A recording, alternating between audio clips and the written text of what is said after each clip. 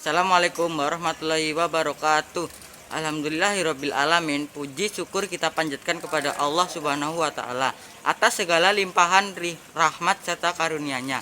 Salawat serta salam kita tujukan kepada Nabi besar kita, Nabi Muhammad Shallallahu alaihi wasallam. Semoga kita semua mendapat syafaatnya kelak di hari akhir. Tadi malam kita sudah mendengarkan kultum yang disampaikan oleh Bu Titin tentang zakat, infak, dan sodako. Pada kesempatan ini saya Raihan kelompok D ingin menyampaikan sebuah kisah yang berkaitan dengan zakat. Apakah teman-teman sudah sedekah hari ini?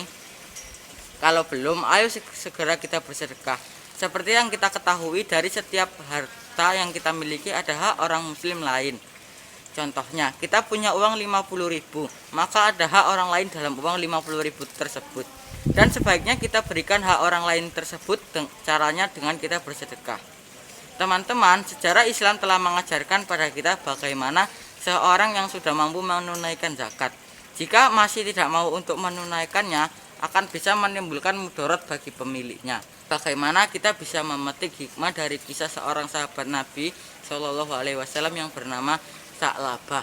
Sa'labah adalah orang yang sangat miskin yang menunaikan sholat berjamaah di masjid. Sa'labah selalu pulang lebih awal dengan terburu-buru karena kain yang ia miliki hanya satu, dan Sa'labah harus bergantian memakainya dengan sang istri. Kemudian Sa'labah menghadap kepada Rasulullah Shallallahu alaihi wasallam. Sa'labah lalu berkata, "Ya Rasul, berikan kepadaku jalan untuk menjadi kaya." Rasul menjawab, "Sa'labah, terimalah dengan tawakal rezeki yang ada serta bersyukurlah. Pasti Allah akan membalasmu." Sa'labah bersikeras menginginkan dirinya untuk menjadi hartawan. Kemudian Rasulullah memberikan modal sepasang domba untuk dijadikan modal usaha. Dengan izin dari Allah, ternak Sa'labah berkembang biak hingga berjumlah ratusan. Kebun kurmanya pun luas dan subur.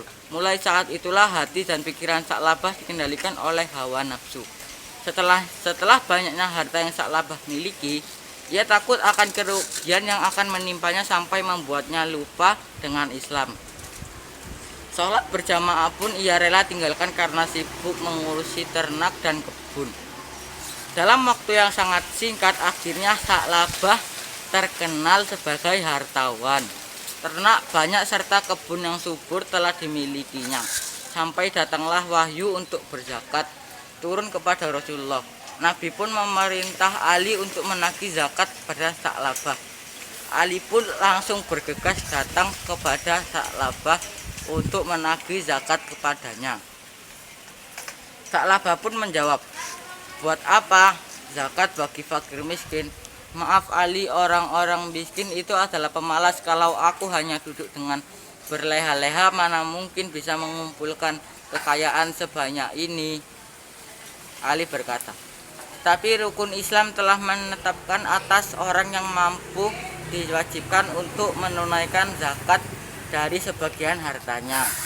Sa'labah pun menjawab sambil marah, "Apa? Aku harus memberi makan kepada mereka yang Allah sendiri tidak suci memberikan rezeki atas orang-orang itu? Tidak, saya menolak membayar zakat." Rasulullah merasa kasihan memikirkan Sa'labah jika sampai Sa'labah dilaknat oleh Allah lantaran perkembangannya itu. Maka Rasulullah memerintah Ali untuk menagih zakat kepada Sa'labah sampai 3 kali, tetapi Sa'labah masih juga menolak untuk berzakat. Rasulullah berkata, hartanya Sa'labah tidak menyelamatkan dirinya. Apa yang diucapkan Rasulullah pun benar-benar. Mendadak ternak Sa'labah diserang wabah. Hama mengeringkan tanaman kurmanya. Sa'labah pun datang menghadap Nabi dan hendak membayar zakat, tetapi Nabi menolak zakat yang akan dibayarkan Sa'labah. Lalu Sa'labah pun mendatangi Abu Bakar dengan niat yang sama. Abu Bakar berkata, "Maaf, aku tak menerima yang ditolak oleh Rasulullah." Kekayaannya Sa'labah pun musnah dalam waktu yang sangat singkat. Nasibnya terlunta-lunta, hartanya tidak dapat menyelamatkan dirinya karena tidak bersedia berzakat. Hancurlah semua kehidupannya dari kisah kehidupannya. Dari kisah tersebut, jangan sampai kita mencontoh perbuatan Sa'labah ya teman-teman. Karena dengan kita melaksanakan zakat tidak akan membuat kita jatuh miskin. Kisah tersebut membuktikan pula bahwa janji Allah dalam Al-Quran adalah benar.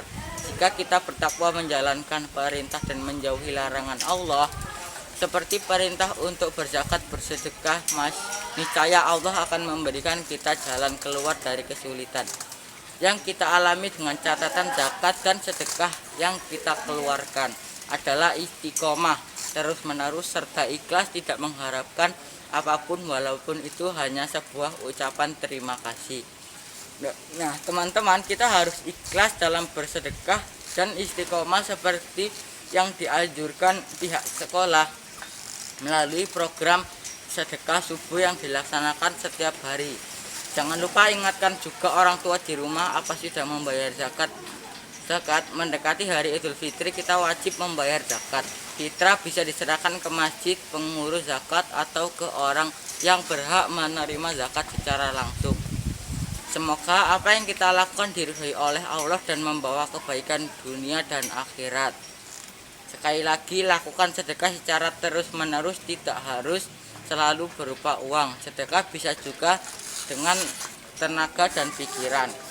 Sekian kultum dari saya, semoga bermanfaat. Wabillahi wal taufiq wal hidayah. Wassalamualaikum warahmatullahi wabarakatuh. Terima kasih, mohon maaf, mohon doa restu.